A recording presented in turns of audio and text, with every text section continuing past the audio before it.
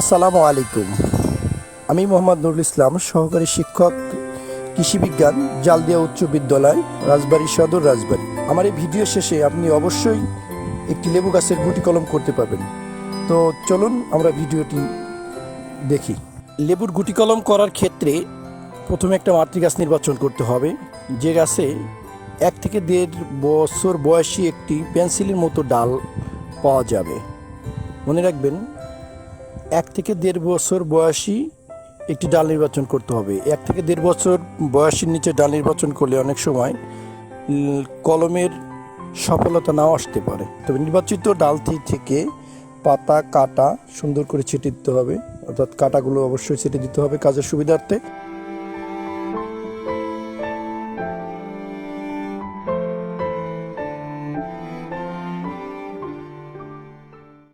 এবার একটি গিট নির্বাচন করতে হবে, যে গিটের মাঝে সাধারণত 40 থেকে 50 সেন্টিমিটার ফাঁকা স্থান পাওয়া যায়। এবার ডালটিতে 40 থেকে 50 সেন্টিমিটার পরিমাণ জায়গা ঘুরে বাকল কেটে নিতে হবে। অতঃপর বাকলটি সুন্দর করে তুলে দিতে হবে। ঘুরিয়ে বাকল কাটার সময় একটা বিষয় খেয়াল করবেন, সেটা হচ্ছে যে নির্বাচিত ডালের কাঠটি যেন অবশ্যই কেটে না যায়, কেননা ডালের কাঠটি কেটে গেলে এক্ষেত্রে কলম হওয়ার সম্ভাবনা খুব কম থাকবে, অর্থাৎ একটু বাতাস হলে আপনার ডালটি ভেঙে যেতে পারে। আমরা বাকলটি তুলে ফেললাম। দেখুন, লক্ষ্য করলেই বুঝতে পারবেন যে বাকলের নিচে কাঠের উপরে একটা পাতলা সবুজ রঙের আবরণ সৃষ্টি হয়েছে।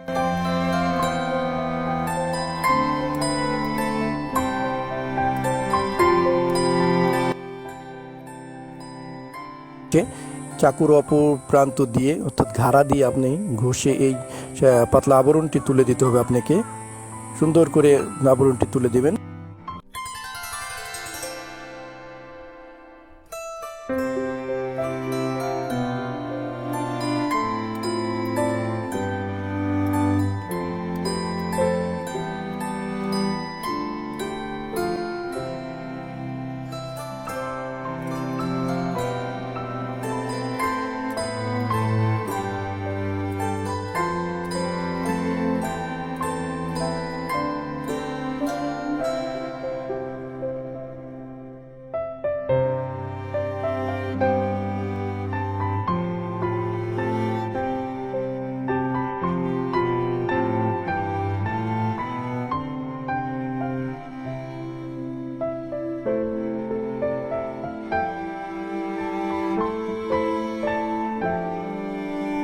এবার একটা পরিষ্কার কাপড় দিয়ে ডালটিকে সুন্দর করে মুছে নিন, অর্থাৎ কোনো তরল পদার্থ যেন ডালে লেগে না থাকে।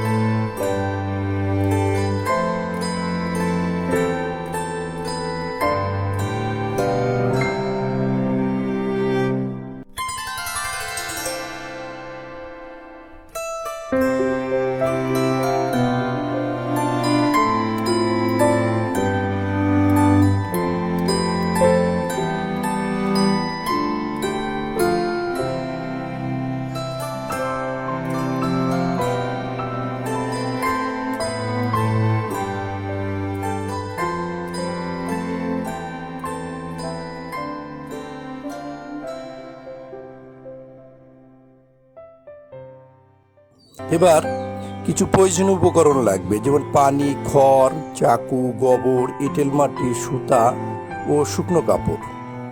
এই উপকরণগুলোকে অবশ্যই আপনার হাতের কাছে রাখতে হবে। অতঃপর এই উপকরণগুলো দিয়ে একটি মাটির পেস্ট তৈরি করতে হবে। পেস্ট তৈরির ক্ষেত্রে আপনাকে গোবর ও জৈব সার মিশ্রিত একটি পেস্ট তৈরি করতে হবে, যেখানে 1 ভাগ গোবর ও 3 ভাগ জৈব সার মিশ্রিত এঁটেল মাটি থাকতে হবে। একটু সামান্য পানি দিয়ে এটিকে সুন্দর করে পেস্ট করতে হবে।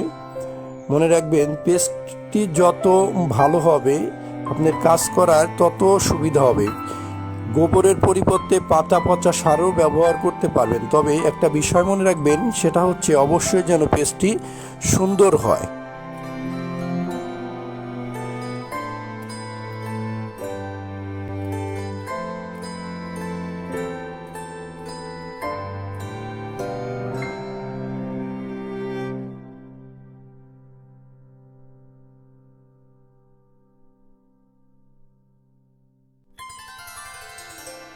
মাটির পেস্টটি আলতো করে ধরে কাঠে অর্থাৎ বাকল রিমুভ করা স্থানটিতে সুন্দর করে লাগিয়ে দিন। এখানে খেয়াল রাখবেন যেন কাঠের কোনো অংশ যেন বের হয়ে না থাকে।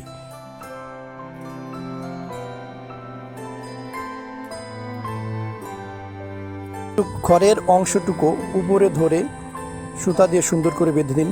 এখানে খড়ের পরিবর্তে আপনি চাইলে পলিথিন অথবা কাপড় দিয়েও কাপড়ও ব্যবহার করতে পারেন। আমি পলিথিন অথবা কাপড়ের ব্যবহার করিনি, আমি খড়ের ব্যবহার করেছি এই জন্যই যে আমার পানি দেওয়ার সুবিধা হবে, অর্থাৎ বর্ষাকালে বৃষ্টিতে এমনিতে পানি ঢুকে যেতে পারবে ভিতরে। যাই হোক, সুন্দর করে গিট দেন। গিটের ক্ষেত্রে আপনি আপনার যে কোনো পদ্ধতি অবলম্বন করতে পারেন, আপনি যে প্রকারের গিট দিতে পারেন সেভাবেই গিট দেন। সুন্দর করে গিট দিয়ে গিট দিতে হবে।